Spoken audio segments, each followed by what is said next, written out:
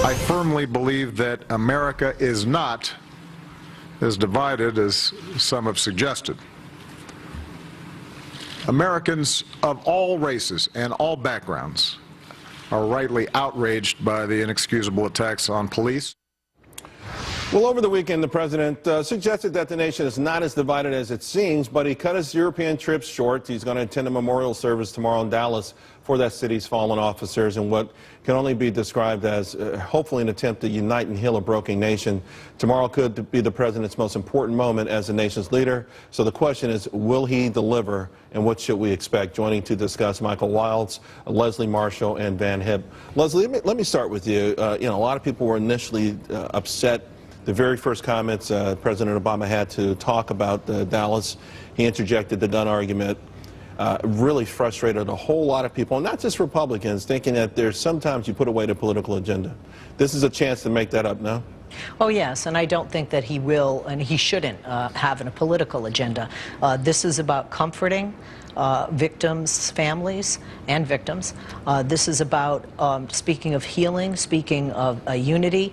You know, the president has said before, when it has been a terrorist that we find out was Muslim, or in this case it was an African-American who said that he wanted to kill white people, specifically police, and especially, and you know, Charles, you're an African-American male like the president is, we cannot have the mindset that when one person who is black wants to kill all white police, that everybody who is black walking down the street has that feeling. And I think it's important that he talk about that unity and, quite frankly, that melting pot, and that this division is not the norm, but we see it when terrible, terrible incidents like this take place. And by the same time, Michael, a lot of people believe, just like when it comes to radical Islam, that by not occasionally saying, hey, what the exact problem is, he's making it worse. So in this case, I would hope and think that most Americans don't think that this guy represents all black people, but by the same token, he doesn't represent the guns in America either. And President Obama missed an amazing opportunity.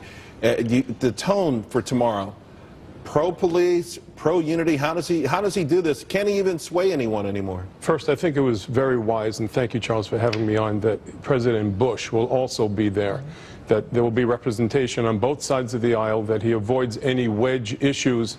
This is a national day of mourning. Our interests are all aligned. People want to be protected. They want to be safe, whether they're officers wearing blue or they're pedestrians of whatever color.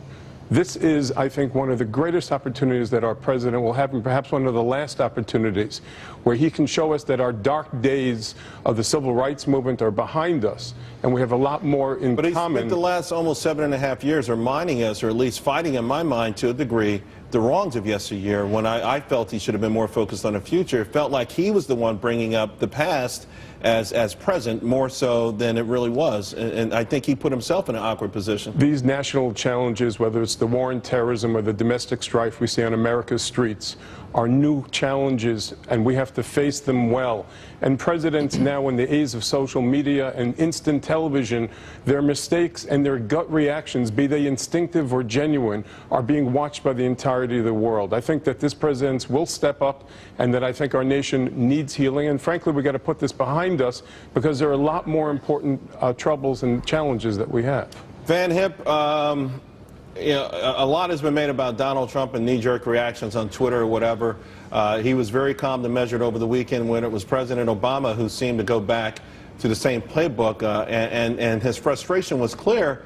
But again, it didn't feel like he was as frustrated with perhaps the situation as much as the policies, in this particular case, guns.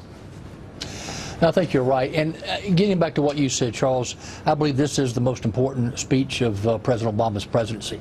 And I think he can begin by reaching out to Dallas Police Chief David Brown and getting advice on the kind of speech that the American people need. We're hurting right now, and we need a president who can pull this country together, unite our people. We don't need a political speech. We don't need to hear about gun control. We don't need a political lecture. We need a president to remind the people the reason we have a government is to keep people safe. And the only thing separating us now in anarchy is that thin blue line.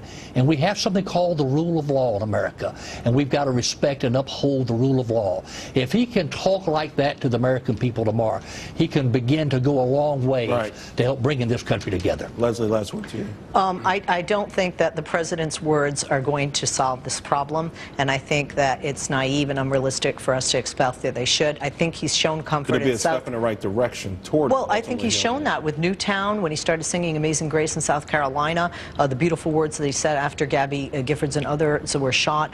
So I think he's done that before. He can do it again, and he will. All right, guys, tomorrow. let's leave it there. Thank you all very much. Really appreciate it. And at home, we appreciate it as well. Thank you for watching every night, 6 p.m.